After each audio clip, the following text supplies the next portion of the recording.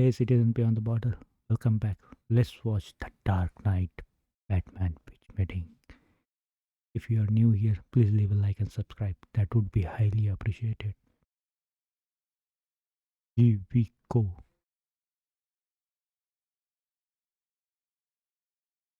So you have a Batman script for me? Yes, sir, I do. So what's new with Batman? Well, his growly voice got a whole lot more growly since the first movie. Oh, he went through bat puberty? Yeah. So what does he sound like now? He sounds like... Why do you want to kill me? What? You garbage who kills for money. I can't understand what you're saying. I'm not wearing hockey pads. Are you talking about hockey? I have no idea what's going on here. You're gonna love me. Please stop. Sorry, I got carried away. That's okay, I get it. Growling is tight. It is. That So what was happens nice. in the movie? Well, the bad guy in this movie is the Joker, so we're gonna open with him robbing a bank and escaping on a school bus that crashes through the wall. Not very subtle. Well, there's a line of school buses passing in front of the bank, so he blends in with them. No one notices a school bus crashing into a bank and then driving out covered in dust and bricks. They do not. Well, okay then. Anyway, we're also gonna have Bruce go on a super long side quest to China to kidnap a guy. That sounds like international terrorism. Yeah, that. I imagine it's gonna be hard for him to come up with an alibi for why he disappears at the same time as Batman appears in China. Actually, super easy, barely an inconvenience. Oh, really? Yeah, he's just gonna very publicly take an entire Russian ballet troupe out to party on his boat and then take off from a plane on the water. Wait, what? He's gonna party with a bunch of ballerinas on a boat. It's gonna be in the papers and everything. What if the media interviews a ballerina and she's like, yeah, the trip was great, but Bruce randomly disappeared on a mysterious airplane halfway through? I don't know. Fair enough. Yeah, so tell me more about the Joker.